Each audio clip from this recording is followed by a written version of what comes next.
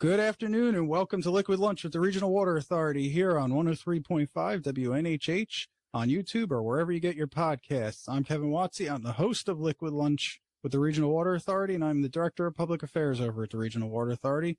More importantly, I am a water nerd, and today we are going to talk a little bit about water and a lot about academia.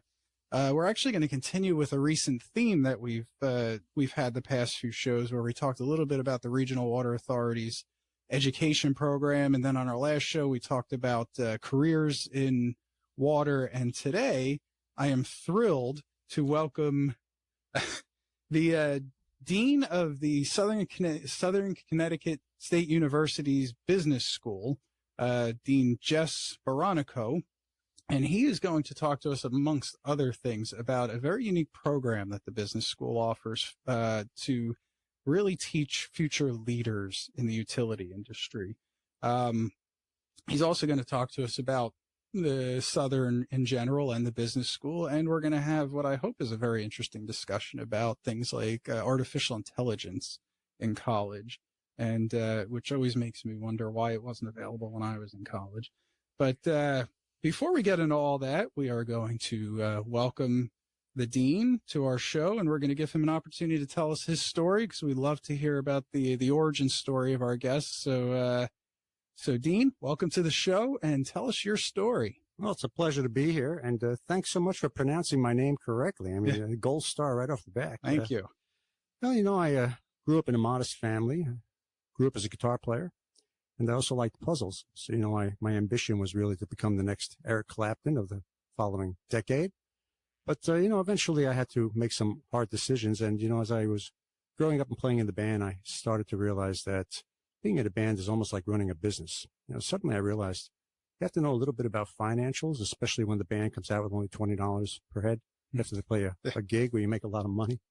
And, you need to understand management, marketing, and personal relationships. And hence I decided I might turn my attention to something more business oriented, especially if I wanted to have a future with a family. And hence I enrolled in a business program, the Wharton School of Business at the University of Pennsylvania. Got a fine education, got my doctorate degree there. And I always loved mathematics as well and puzzles. So, the merger of mathematics and business and the creative side of music led me into building mathematical models, became an operations researcher, became a professor, moved on from there, was invited to become a dean because one thing I think the audience might want to know about our leadership style at the business school is we're servant leaders. We care about people.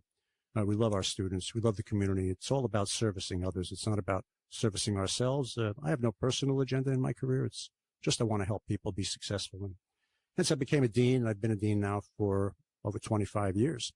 And my journey eventually led to Southern, where I'm the dean now. And, we continue our pursuit of what you might call preeminence, distinction, and being an inspiration for others to follow.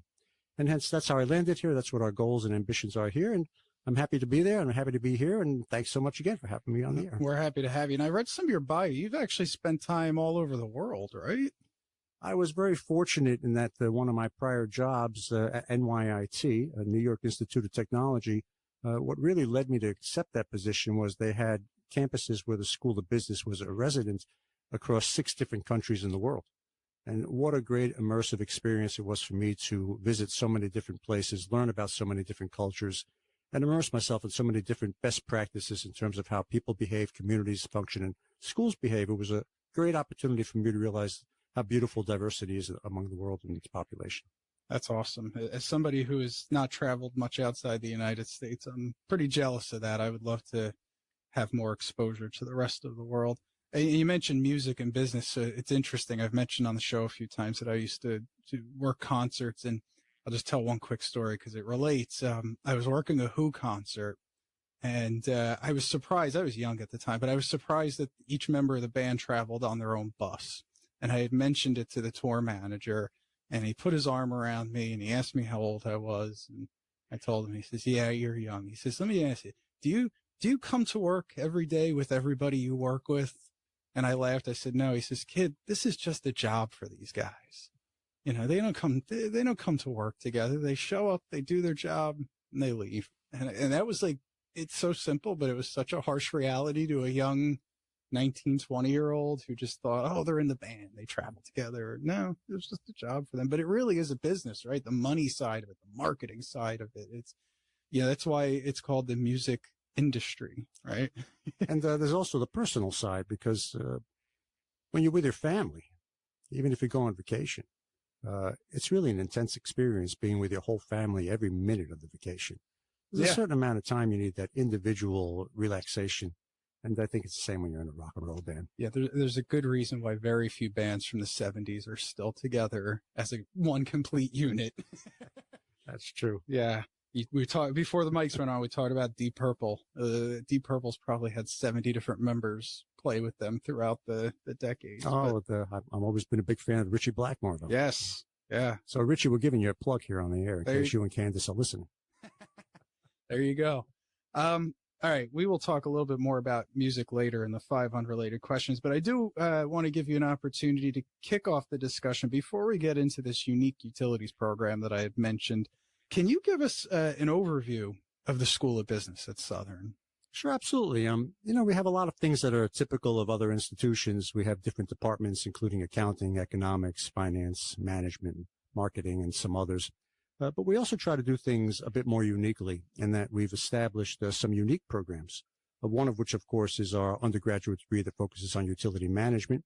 In addition to some others, we have a doctoral level program that just launched in resiliency, which, of course, is of interest to energy and utilities as well. And we have some academies and things built to really help students find themselves and move themselves forward in the world. Some academies and platforms include focus on women in leadership, the holistic development of our students, because as I mentioned, we don't see universities simply as a place to acquire knowledge capital.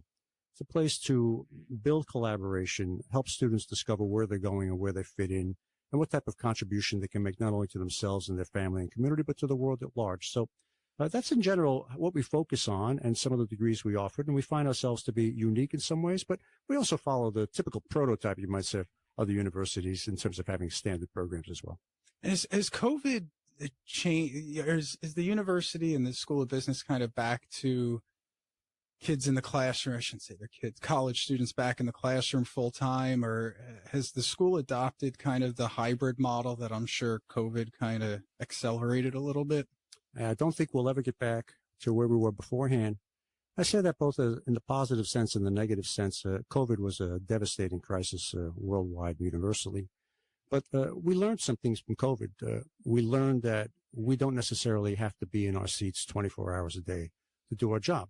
There is a role for being at the university, having face-to-face collaboration, but certainly there's another place in the world where we have online education and that we can work from home. And the interesting thing about COVID is many students, although they really enjoyed working from home, learning from home, they felt isolated. And I think it brought back to bear the fact that people do need one another in some type of close touch relationship face to face. But I don't think we'll ever get back to where we were before, because we've learned that we can adapt. And this adaptation involves more streamlined education, more efficient modes of delivery, online, hybrid, whatever, and that we don't have to necessarily be planted in our seats to do our job.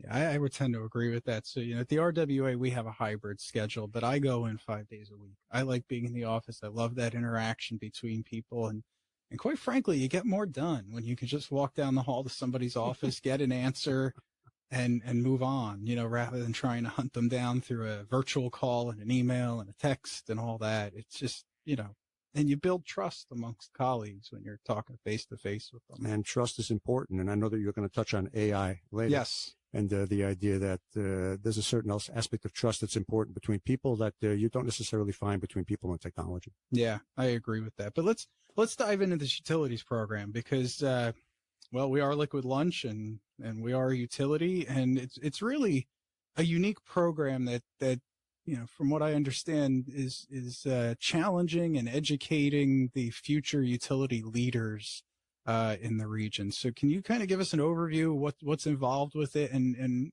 I guess more importantly, why was it so important to Southern to start this type of program? I think the importance to us in starting this program is what I mentioned earlier, and that's care of community. And obviously utilities, energy, public goods are quite important and essential in terms of servicing the public good. And people need water. They need energy as well. I always think of the story that when you see prehistoric men sitting around and paintings, you see them kneeling by the lakes and the ponds because water is essential. But let's not forget that they also sit around the fire at night. That's right. Because warmth and energy is important as well. And so, I've also been to a lot of underprivileged nations and cultures that live off the land. And you start to recognize how important water distribution is, energy provision, managing heat during the winter. And it's really about our care for the public good that drove us into pursuing this type of program with Larry Bingaman, who was a great supporter of the program and Regional Water Authority, who provided invaluable assistance in telling us the trends, the important issues that have to be dealt with, the emerging issues they're going to deal with, and the types of skills that graduates of the program really need to have in order to make a successful mark on the community that they serve through utility and energy leadership. And is this, to your knowledge, do other universities nationally have a program like this? Is this unique to Southern? It's unique among the schools that we're peers with, and certainly in the local area. It's not the only program of its type nationally or throughout the world, but it is distinctive in that we do cater specifically to educating students to be leaders in the utility sector, and that's something that forms a niche competency for our particular university. And when we talk about utility, we talk about water because we're Liquid Lunch, but it really is utility-wide, electric, gas, telecom too, or? Yeah, anything hydro, in terms of water in that sense, nuclear, wind. The idea is that energy is a universal challenge in terms of its provision and also sustainability. And in terms of the environment, there are a lot of things we have to contend with that we have to make sure that we're attending to the needs of the environment, and we're doing things to ensure that we provide clean water, clean energy. So there are so many unique competencies in these types of programs that I think form skilled workers that are a bit different than workers in other industries. And that's a good point. So what types of classes specifically, if I'm in this utilities program, what classes am I going to take that I might not take in other parts, if I'm, just a business major or a finance major?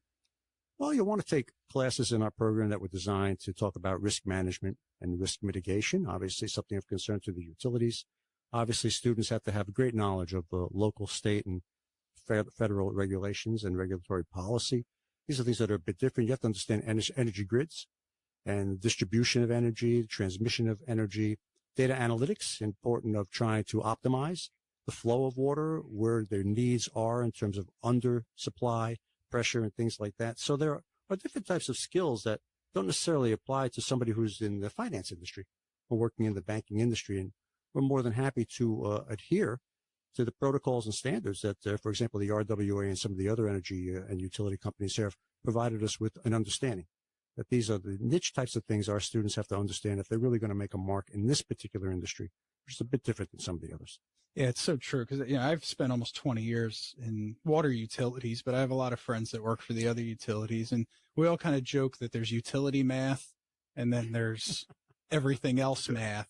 And especially if you're a regulated utility where your rates are regulated by, the state, because then, rates math is its own kind of math, separate from utility math, separate from regular math, to the point that there's a group that has twice a year rate school, where you can actually go to rate school and you spend an entire week learning, how utilities set their rates, but also learning how the regulators in those states handle those rate increase requests. I can comment on that one briefly because it's a broader discussion, of course, because as an operations researcher and some of my consulting experiences for the public sector, postal services and things like that. And, it's an interesting discussion in the public sector about welfare maximization. The idea is that, you're not a profit maximizer, and you have to really balance carefully the price you set, the reliability of service that you offer, and the capacity of service that you can provide. And it's really a broad discussion that actually becomes quite mathematically complex. And hence the training for students who want to assume leadership positions in this space. Oftentimes they need some pretty strong analytical background in order to understand just how those factors influence one another in terms of optimizing, bringing down the cost for the consumer, providing the right reliability of service. A wonderful discussion for another day on the radio. Yeah, no, we could, and you said the key word, right? Balance. So there's a balance between, what consumers can afford, what the utility needs to operate, and the future needs, the capital needs. So regulators, they have a tough job. They have to balance all of those. For sure. It's like I said, this is my third water company now. I've worked in New Jersey, New York, and now Connecticut, and it's a constant across all the states, is that balance. So yeah, I love talking about utilities. I could talk about it forever.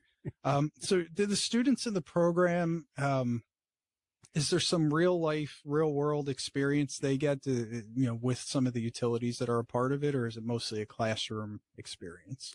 We're a very big supporter of experiential education and project-based learning. There's a mandatory part of the program where students have to actually engage in a real project with a team of their colleagues, their other students, with a faculty member overseeing it, where they have to address a real concern or an emerging concern of the utility company, like RWA, where we'll source the project from RWA. Our students will then spend the semester researching the project, gathering the data, doing the analysis, and providing RWA with real recommendations in terms of adding value to what RWA offers. So we're really concerned with experiential education because having intellectual capital is great, but I've always thought of it as those are the tools you have in the little handbag you carry. You have to know how to translate intellectual capital into real practice. So all of our programs, including our program in utilities, focus on the applied experience, getting students out doing real work, collaborating, networking, learning how to be professional about it as well. So these are things we care about, and they're a part of the program. Mandated experience. Now, I love that. And because, folks like me who've been around a while, we can come up with issues that you may never be able to think of in a classroom, but it happened to me 10 years ago. And how would you handle it if it happened to you? It's, it's something Absolutely. else. So obviously the RWA is one of the prime supporters of this, but let's give some of the other supporters a shout out. What other utilities are partnering in this endeavor? Gas and electric. Yeah. And we've been fortunate enough to have Eversource and some others come to the table and give us their perspective as well. And we've also involved other academic institutions abroad. We've partnered with a school in Germany that's very interested in the program, and they can share locally what are the challenges they face in terms of utility and energy regulation and management. And so we're trying to create a program that is universal in appeal and not only brings numerous companies on board, as I mentioned one earlier, but also brings other academics into the program so they can share their experiences, and we can partner globally with some of the more international service providers. These are the hopes that we have for this program moving forward. Yeah, and we talked about it on the last show, and I'll just emphasize it here. One of the reasons this program is so important and why RWA and other folks like Eversource are involved in it is, I called it the gray tsunami. It's actually the silver tsunami. So 40% of utility workforce can retire tomorrow with their full pensions. And, so this program is just another way that the RWA and other utilities are really trying to focus on the future to fill, no pun intended, the pipeline of those folks that are ready to retire, because, again, 40% could walk away. And if that happened, it'd be a little harder for us to get you water and for Eversource to get you electricity and gas. And that's true. So, and this program is great because, it's not just the folks that are in the field digging the holes, laying the pipe and the wire. It's the management folks too. I always say, you're never going to make millions of dollars working for a utility, but you can have an awfully comfortable living and an awfully comfortable life working for a utility. So it is a great program. I want to go and talk about some other programs you had mentioned briefly at the business school and initiatives that the business school has, but you said something in the intro that I wanted to hit upon real quick, where you talked about servant leadership. Is that the conscious capitalism? Is that, I've heard the term conscious capitalism is kind of the same. I think now they refer to it as conscious business, but, the idea is being aware of people and planet and affecting practices that demonstrate how you care about society, how you care about community, how you care about the world and the environment, and engaging in practices that demonstrate that care. Servant leadership is a tangent of that type of approach, in that, you want to do well by others because, my belief, and I bring this to the school as the dean, is that things come back to you. I think if you care more about yourself than others, people are not going to push you up the ladder to success. They're going to pull you back down. And so I think if you really want to generate true leadership, true authority, true power in a sense. Power doesn't come from what you necessarily bring to the table with your two hands. I think making a difference means building a team. And collaboration is really important. And we try to practice the same thing in the school. That we help our students, for example, understand that they can be a part of the leadership of the school. We offer them a student ambassador association where they can be stewards to the school, and they can be, we call them mini deans.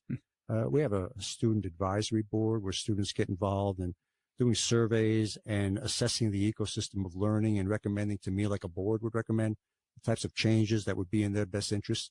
You know, we'd love to hear about that, because I think shared governance is really an important part of my leadership style, and hearing from others. And, you know, when we did the strategic planning for our school, I came in with a vision, but in terms of building the strategy and the plan, we really went to the grassroots. We asked alumni, employers, corporate partners, community members, students, faculty, staff, what were they inclined to do?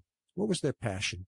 What really excited them? Because you really need to build an organization around the inclination and the capacity of the people who are participants in helping move the institution forward.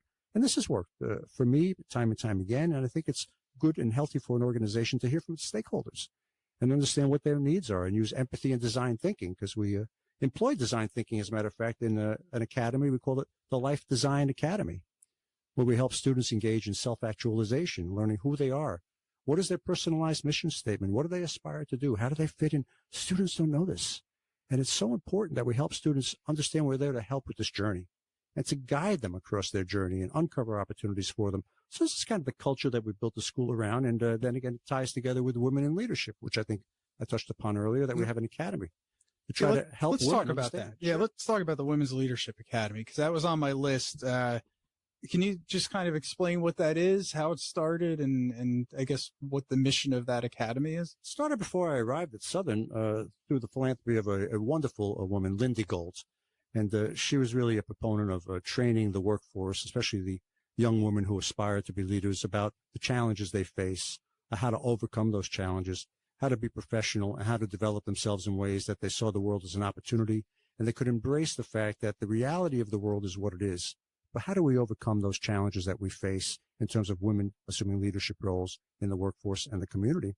And the program provides these young women aspirants or students mentoring opportunities from professional women who are executives. We engage them in community service to build up their confidence and their ability to network and socialize effectively and overcome those challenges they face. And again, it's part of our care for community. We can't be everybody or everything to everybody, but we can certainly try to develop expertise in some of the underrepresented groups, some of the struggling workforce members, some of the communities at large, even small business development and entrepreneurship, the idea of trying to provide training to aspiring small business developers who might not have access to education. We want to take care of them. So I hope I'm getting across the point that we don't just see ourselves as a source of intellectual capital. We see ourselves as a source of care and trying to help people be successful wherever they come from by practicing diversity and inclusion of everyone. I love that. And the Women's Leadership Academy, is that something that a woman applies for, like they apply to the School of Business? Or how if there are women out there listening who maybe this is their first time hearing about it and they would want to get involved in it, how would they do that? Well, it's free of charge. Okay. We don't charge. It's supported by, as I mentioned, Lindy Gold, as a philanthropist, has really been quite generous in her time, talent, and treasure in supporting this effort. And we welcome everyone from inside to outside the university to just reach out to us. So if you want to let your listeners know, they can contact my office as the Dean of the Business School. They can contact Lisa Marotta, who directs the Women's Academy. And we'd be more than happy to engage them and immerse them in what we're doing with the hope that we can make a difference in their lives as well. So everyone's welcome. And there is a whole section on the School of Business's website on this academy as well. So you can. Well, I have to take a disclaimer there. We're redesigning the web pages right now. The website. Okay. So let's give myself I'll give myself an incomplete on that one. Okay. In progress. Yes. Yes. You mentioned the entrepreneurship initiative too. Can you talk a little bit about that? I think most people haven't really thought about entrepreneurship until Shark Tank came on. And then, it's now everybody kind of thinks about it in starting a business and venture capital and all of that. At least that's how I think of it. And I'm just projecting onto the world. But can you talk a little bit about it and whether I'm completely off base when I bring up Shark Tank? No, actually, I'm glad you brought that up because the truth is we were in touch with Shark Tank. at my last school. And we got to know the people on Shark Tank, and we invited them, and they accepted a casting call for Shark Tank at my prior school. So we actually got to meet them. They came on board. They let students do their pitches. What an exciting opportunity for students. Did any of them make it onto the actual show? Or? Well, I probably shouldn't mention yes or no, but well, I could leave it to the director of that program to maybe get in touch with you and tell you. All right. But the point is that here we're doing similar things. We recently launched a small business accelerator.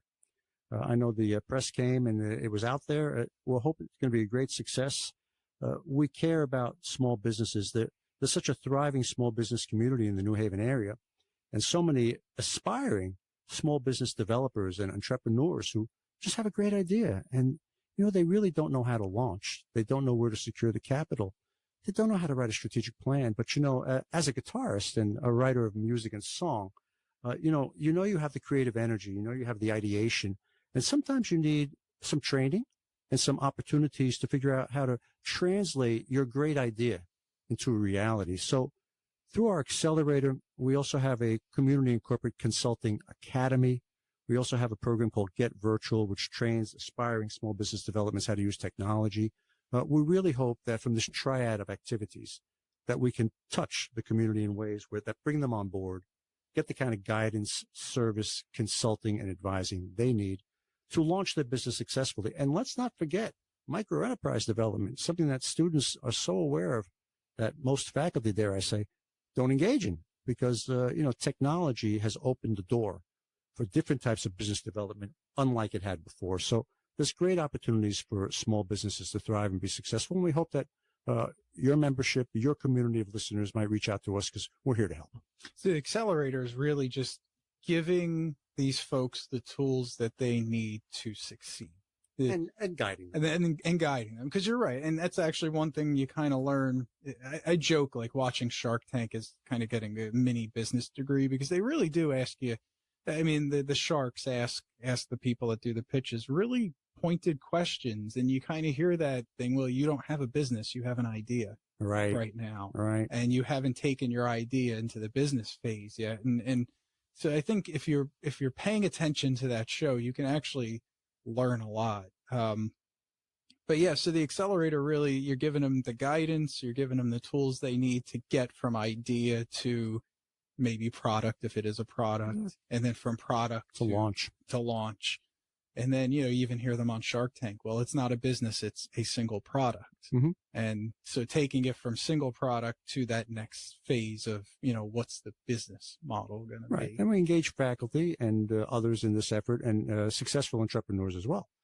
So we can engage in many companies in the SME sector, regardless of what stage of development they're in, even businesses that have launched that want to take the next step or understand how AI fits into their business operation. We want to take them there. That's awesome. The other thing I saw on the website, and I know the website's being reconstructed, but you have a business executive council. And I think you brought it up during our discussion, but can you talk about what that is and why it's important to you as a relatively new dean at the School of Business to have this council? You're only as good as the services you can provide. And how do you really know what services to provide if you don't hear from your external constituencies and stakeholders? And who better to go to than perhaps local community members or experienced professionals or leaders in the corporate sector together? So to be honest with you, when I came here, they had a so-called business advisory board with about 20 people. And I came up with the idea that I brought from elsewhere, that we should have two hierarchies, you might say. An executive council that really has the executives from leading corporations on it, and then a board that is really a community board with people from all walks of life advising us. And so between these two now, we have expanded to have close to 100 members. And well, someone at the university said, Jess, how can you have a board with 100 members? How can you possibly meet with a group of 100? But we meet with the executives on the executive council regularly, and the business advisory board participates by engaging in many activities that we support. So we get the immersion of the corporate community together with our students, doing things together that would not be possible otherwise. But the executive council is really instrumental to us, because they're your philanthropists, those that really have the motivation to guide the school. They serve as a steering committee. They help to provide corrective action when necessary. They give us insights as to things that are trending in markets that we might otherwise be unaware of. Because, as I once said to others many times, for every 10 good ideas I might talk about, 9 of them are not mine. You just really learn by listening to others. If we think we know more than other people, we may as well retire. Because you really have to learn and immerse yourself like a sponge by learning from everybody whose life you touch. I love that, and I agree completely. You can never stop learning. If you think you know everything, what's the point? So you've been geographically, you've been all over. Have you heard anything from this council here in New Haven that has kind of surprised you, or that you hadn't heard anywhere else, or are the challenges or the opportunities kind of in this region, I guess, different or unique, or is it pretty much the same as you've kind of heard elsewhere as you've talked to local leaders? Well, I think they provide certain nuances that are local to the community. And we kind of call that concept contextualization, because the interesting point is, having run business schools across 6 different countries, it really is amazing how the local culture, whether it's the community culture or the corporate culture, is very much different in terms of behavior and appropriate practice. And it's really important to embrace that and find ways to build that into your curriculum if you want your students to really become global citizens.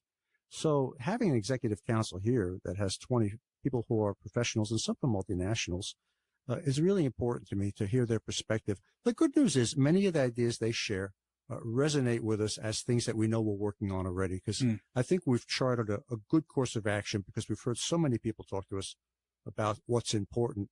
But the journey never ends, and many of the executive council members continue to write to me regularly through email or call me on the phone to help increase my awareness of some of the trending things in the local market concerning business development or diversity and inclusion that I might not be aware of. So, it's really invaluable to have them there. That's awesome. So before we move out of the business school and into like some higher level talk, is there anything going on at the business school that we haven't touched upon that you want to kind of get out to the world, or you think we did a pretty good job of covering things? I think we've pretty much covered the bases in terms of some of the things. Now I know some of our faculty and staff will say to me, Jess, you didn't mention this. Yeah. So I run that risk. Yes. But for the purpose of time, I think we've tried to get across the fact that we're a culture of caring, servant leaders. We try to build academic programs to attend to the environment, the services that are provided to people, attending to underrepresented group, working with minorities, helping the small business community thrive. We're really trying to just do the things that show we care about community, and every life we touch, we're very personalized like that. And it's awesome to hear, because I think of universities, and for full disclosure, I worked for Rutgers University for 5 years. You tend to think of universities as just, get the kids in the door, have them pay their tuition, give them their degree, and send them out into the world. And it's so nice to hear your perspective that it's not just about getting them in the door, taking their tuition money, giving them a certificate, and sending them out into the world. Thank you. I tend to think if, the stuff you laid out with servant leadership, when all of those things are properly in place, and the thought processes of looking to the wider community and the community needs, the profit follows, right? It's, if you have all the good intentions and the right pieces and the right people in place and the right practices and the right mission, the profit will follow. You're right. You'll be successful as long as you care about others and do good work by them. Absolutely. So we've mentioned it a few times. I really want to have a discussion about AI from a couple of perspectives. First, I'll put my student hat on of someone who graduated college 20, almost 30 years ago.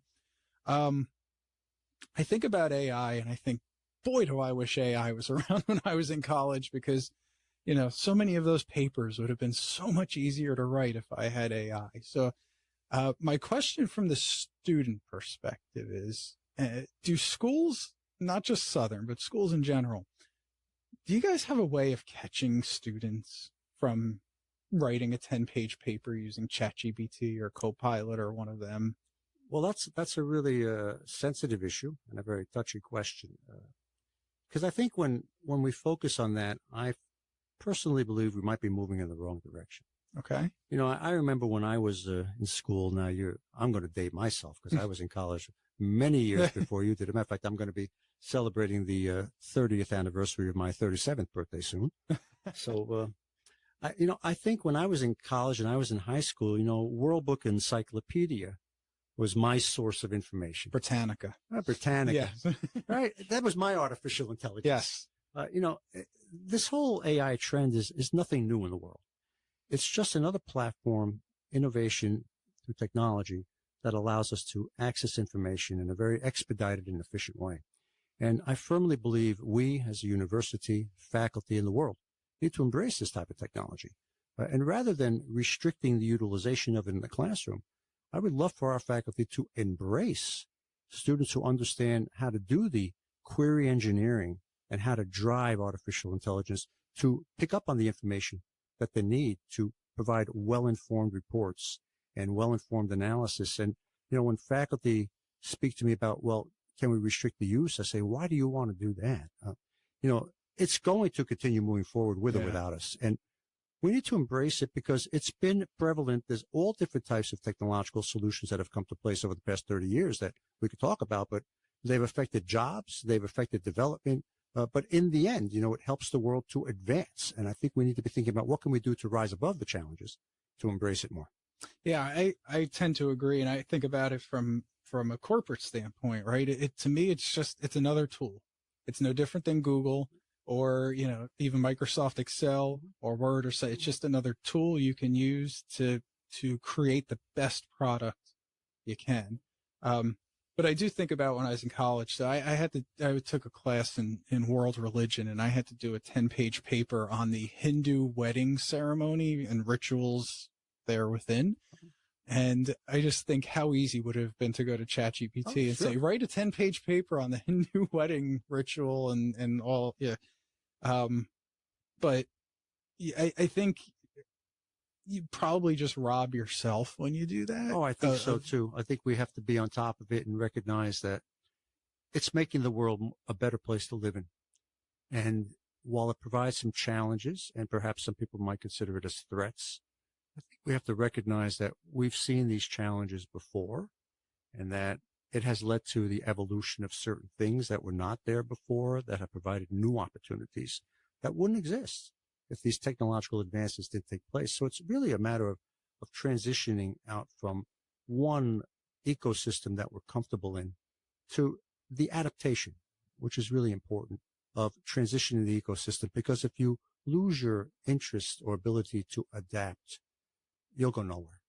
And I think it's that adaptation that we have to embrace and look for how to make that adaptation happen in an effective way that helps all people, right?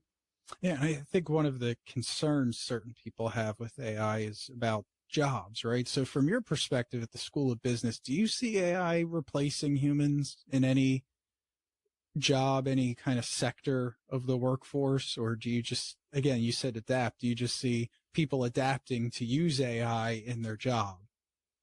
There's no question that AI will remove jobs. In the same way computers remove jobs. We've been using mainframes for 60, 70 years, but when computing technologies became localized in your home and in the office, there were jobs that were removed. When EasyPass was created, what happened to all the toll workers that used to work the stations? When we went to digital video, where'd all the blockbusters go and all the Hollywood video?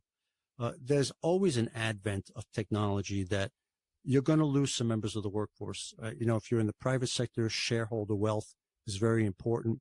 You always look for opportunities to become more efficient and effective. And even in the public sector, for the purpose of providing quality service at a reasonable price to consumers, you find ways to bring your costs down.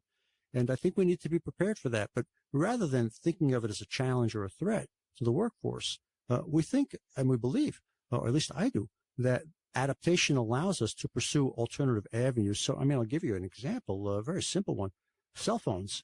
At first they were used as a medium just for giving a call. You had your flip-top phone, and now they've become emergent as something that you can't live without, right? But because of the emergence of cell phones and the creation of apps and social media platforms, which wouldn't have been in existence without cell phone technologies, now you have all these micro enterprises online where you can open up shops on TikTok and Instagram. Students can sell their professional services online. These were never around before. So think of the great market of opportunity for young Americans who are aspiring to be business professionals, marketing their wares, their services, building shops on Instagram and all these social media applications. which weren't around when the cell phone started. So, if we feel threatened by AI, we have to realize that just like computing technologies opened the door for data scientists that really needed to learn how to do programming and computer programming itself, these were evolving fields that computing technologies led towards in terms of the adaptation. And I think AI will lead to a similar adaptation where, for example, the field of query engineering and teaching people how to use engineering practices to get the results they want from AI, it's an emergent field. And I think it opens an opportunity for people to move into that underrepresented space now. And, if you're in an area that might be threatened by AI, retraining certainly is something that you can provide in the corporate sector in terms of helping people develop different skill sets and move into a different type of occupational work. But inevitably, I think there's more opportunity than there is cost of what AI represents. Yeah, I would tend to agree. I think that's such a refreshing way to look at it too, where, it may phase out certain jobs, but then it's going to create this whole new economy and this whole new profession that didn't exist 10 years ago. And just like app development didn't exist 20 years ago. Yeah, it's, and I still think you're going to need humans because as good as AI can be, at the times I've used it, it's not perfect. You ask it to create something or write something, you still have to read through it with a fine tooth comb and you realize that it didn't hit the mark exactly like you wanted it to. So you have to change a little bit here, add this. So I still think you're going to have the humans there to kind of double check the work, just like we still have accountants that are checking Excel and Quicken books and all that. We still have real humans that are making sure that the computers did the math the right way. And not just that, there's the human element in that. I think people can trust humans in a different way than they trust technology. Yeah. I'll give you a perfect example. In one of our classes at Southern, the faculty member told the students, here's a generative AI syllabus for this class. It was an introduction to marketing. And here's my syllabus. And he asked the students, which one would you prefer to use? And they picked the AI generative one. And the reason they did that is because they explained to the teacher, well, this is a basic marketing class. We think AI has the ability to learn and tell us what are the core concepts we need to know from a universal perspective and capture it together. But when you ask students that question about, for example, an advanced class, they tend to want the faculty member to create the syllabus because they believe that the faculty member is in closer touch with many of the advanced topics that might require some experience, you might say, working in the field. Same with utility management. I was just going to say, it's the same thing we talked about with immersive experience. And they have more faith in the human being than they do in a technology directing them on what might be needed at RWA. The people at RWA know best what RWA needs and what students need to learn. So I think there's that trust element. And also in the leadership capacity of organizations, there's careful negotiations that have to take place. There's communication back and forth vocally. AI doesn't have the ability necessarily to really read your heart and read your mind. And I think that one-to-one ability to talk to people, negotiate with them, work to influence them, help to understand them, that empathy. I don't think people have a lot of faith in AI to be empathetic, you might say, because you really have to teach AI what it needs to learn about an individual. And I don't think we're there yet, but you never know. Because, I'm a fan of science fiction movies, so you never know where this is going. Yeah, depending on who you listen to. We're only a few short years away from being, extinct. Yeah, extinct or slaves to the AI. Yeah. So you mentioned, query management and all that. Do you see a future where schools like Southern are actually having classes on utilizing AI? Oh, absolutely. Yeah. We're embedding AI now in many of our curricula and courses. The Board of Regents in Connecticut State now has mandated that you must demonstrate how AI is embedded in new curriculum that you bring forward. And I think not only embracing AI, but learning how to teach above AI and do the types of things that AI cannot do is a real charge to our faculty to learn how to manage and overcome that challenge. And it won't be necessarily easy, but I think it's a mandate that we have to engage in that as well. And teaching students how to do query engineering, how to really get the AI to the point you want to get them to. Well, there's an opportunity to train and have teachers teaching things that would not have been possible without AI. Yeah. So again, it's another avenue of opportunity to bring a younger faculty on board who are probably more familiar with technology from their youth to actually engage in the type of education and practices that they're even more comfortable with than our extant faculty who are residing at universities now. Yeah, and I still think, getting back to the whole, I mentioned like students cheating.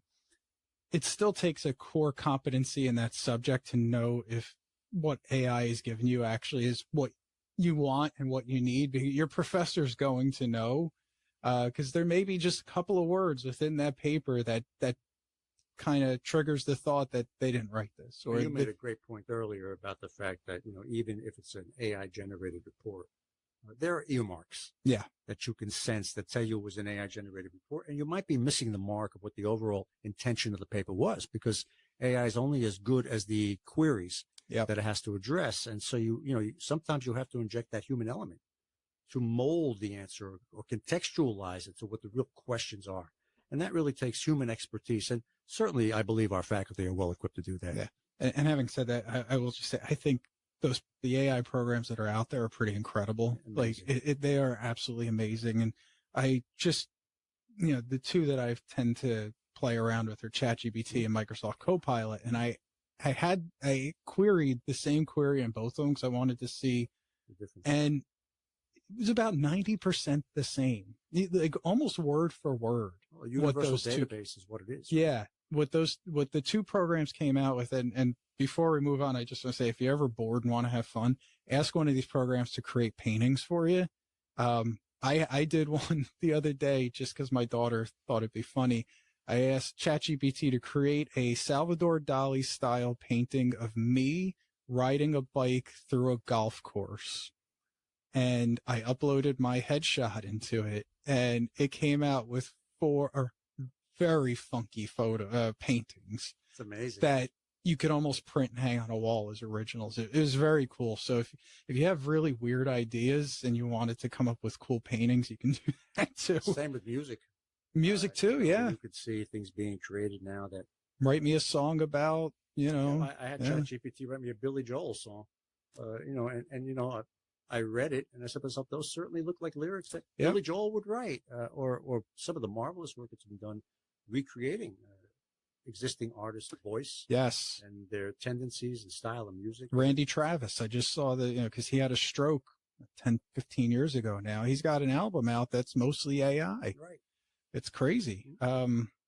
Yeah. And I actually had ChatGPT write me a poem in the style of Dr. Seuss about drinking water. It was fantastic. That's a great question. Yeah. Yeah, it was fantastic. So you can have fun with these programs absolutely. too. It doesn't all have to be academic and business. You had mentioned you've worked in academia in 6 countries, and I would hate myself if I didn't ask you what were the 6 countries. Oh, Canada, Jordan, Bahrain, Abu Dhabi, China, UK, and back here at home in America. Do you speak any of those languages besides UK and Canadian? Absolutely not. No. Okay. So I want to ask you one more academic type question before we get into our 5 unrelated questions. You've been in academia a long time, and I always love to ask folks who've been around a while in the same field, the 1 or 2 biggest differences from when you started in academia to where you are now. And I guess with you, like students, what's the biggest difference between students when you first got involved versus the students you're seeing today? I think students today are more street smart. I think they've grown up with so many technologies around them. They've had an opportunity to visualize, if not be immersed, with so many of their peers that come from different locations, different backgrounds, different cultures. They seem to be so much more aware of what the meaning of diversity, equity, and inclusion really implies. Well, I think many of the students in my era, for example, when I was starting in higher ed as a professor, were a little bit more naive about that. And I think that that's one of the major differences, that they're ready to launch in certain ways. But at the same time, I think because they're ready to launch and they're so immersed in that technology, they've lost a little bit of sight as to who they are and where they want to go. They haven't really asked themselves those in-depth questions where, in the 80s or the 90s, I think students said, this is what I want to be when I get out of here. I think right now students, because of so many opportunities, need a little bit of guidance. And that's why we come in there with some of the life design principles, trying to help students fill in those gaps where they might have been prepared in that way 30 or 40 years ago, but now they're not. But they're more prepared in having a better understanding of the world that they're going to enter. So I think that's one of the changes. I'd say the one went up, one went down type of readiness that students have. That's so interesting. So I had a couple of human resources folks in on our last show to talk about careers in water, and I asked them what they've seen difference with interviews, over the past 20 years. And one of them remarked that most of the people the young folks they interview now are more interested in what's next versus the job they're actually interviewing for at the time. It's more, okay, if I get this job, how quickly can I move up and what's the next job? And I remember when my first job, I just wanted that job. I didn't care. I didn't think about next. I still don't think about next. I'm just happy to have the job that I have. What about from, I guess, the way things are taught? Like, related to music. So we know back in 1991, 92, grunge just changed the music scene forever. In your career, has there been one thing that has just kind of changed universities, like the way grunge changed music forever? I would say so. I think universities are now being held accountable in ways they didn't used to. How so? In the sense that tuition is quite high. Investing in college is a major investment for many. Some people have trouble digging out of it for years. And I think that families, community, the corporate sector, they're holding schools accountable now for making a difference. Because you can get knowledge capital in so many places today. Google, Amazon. I mean, you can gain knowledge by enrolling in micro-credentials. There are so many alternative delivery systems for knowledge capital out there at lower prices than tuition that universities now are being held to a standard that they're not used to. And so where we are now, and my approach to that is, it's not only enough to be doing a lot of stuff. It's not enough to be doing a lot of good stuff. What you need to measure up to is how is the good stuff you're delivering at a university affecting, influencing, or having an impact on your stakeholders, your community, your corporate sector. You have to be making a difference. You have to have measurements in place to understand how are you affecting culture? How are you affecting lives? Why is a corporation going to pay for an MBA if they don't understand the value proposition behind it? It's not just packing knowledge into a suitcase and saying, now I'm a graduate, hire me. The question is, what can you do with the knowledge? Yeah. So through experiential education and trying to come up with measures of impact. If someone were to Google me online, they'd find an op-ed piece I did once saying that universities must be held accountable. We have to demonstrate that we have value to give back if we're going to command this tuition for students coming in, especially in the light of alternative delivery systems, which is something we didn't compete with many years ago, because you asked me where's the difference. Yeah. 30 years ago, the university was the university. You didn't have a competitor out there. You have to go to a 4-year college. Yeah. That's what everybody, yeah. Now you don't have to. Now, yeah. Just go get micro-credentials that your employer needs, and you can probably get a good job. Yeah, that's so true. Well, thank you for that thoughtful answer. We're going to quickly turn to our 5 unrelated questions with the few minutes we have left. Learn a little more about you. Do you have any pets? I used to have birds. Birds? What kind of birds? Like parakeets. Parakeets. I didn't want a bird that was too big for me. I didn't want to take a chance on the bird eating me up. Yeah. I stuck with parakeets. I used to like to train them how to talk, Ah, nice. So that's what I had. That's all. Favorite band or musician? Oh, a tough question. Depends on the genre, but I will just go with a pretty tried and true answer. Led Zeppelin. Led Zeppelin. My last person said Led Zeppelin too, and we got into a bit of an argument about that. We don't have time for the argument today, though. What is your favorite hobby outside of work? Collecting board games. Board games? Yeah, really? 2000. Really? Yeah, many European strategy games and things of that nature. People always follow up by saying, have you played them all? Yeah. It might be 50. 50 of them, yeah. But I always tell people I'll get into Guinness's Book of World Records sometime, because if my house burns down, it'll set a record for how fast it goes down, because I'm the greatest cardboard. What's your favorite one? Probably Civilization by Francis Tresham. It was invented in the 80s. It takes about 12 hours to play, but it's a really immersive civilization development game. That is very interesting. Cookies, brownies, or ice cream? Well, give me ice cream anytime. I don't care what flavor. Yeah, I was just going to say, which flavor you don't care. Any flavor. I got too many pints in my belly right now. All right, so now we will ask the dean, who was your favorite teacher in school and why? Well, I've got to name 2. there were one of my professors at Fairleigh Dickinson University. His name was Dr. Richard Bronson. Was very influential in my life. He was a mentor to me. And I'll give you one very quick story if I have a minute to tell it. 3 minutes. 3 minutes. Well, he wanted me to go. I was getting a master's degree. He wanted me to get a PhD at the Wharton School. He asked me about it. I said, I don't even know what a Wharton School is. But, he kept mentoring, and then he made a deal with me. It was very tricky, very tricky. But he said to me, I know you're playing in a band. I know you're doing a concert at the university in about 3 weeks. How about I'll make you a deal? He said, I'll bring my whole family to come watch you play at your concert if you just promise me you'll apply at the Wharton School of Business. So I thought to myself, wow, 4 more people in the audience. That might be important. So I took him up on his deal. He came with his whole family, and then I had to apply, and everything was great from there. And then at the Wharton School itself, Dr. Paul Kleindorfer, God rest his soul, he passed away a couple of years ago. He was my advisor, so instrumental to me as a friend. Used to have me over his house in his garden to work on my dissertation. Very influential. The key word there is mentorship. And it's played a role in my whole life, and I think we need to take the responsibility of being mentors to others. Well, thank you for sharing that. It's one of my favorite parts of this show is asking about the teachers, because teachers do not get enough credit for affecting people's lives. So thank you for sharing that.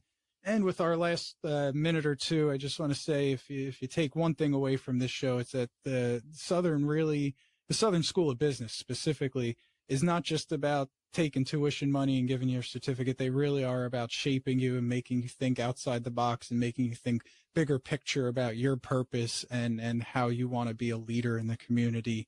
And you can visit their website, the old one or the new one when it comes out, if you want to learn more.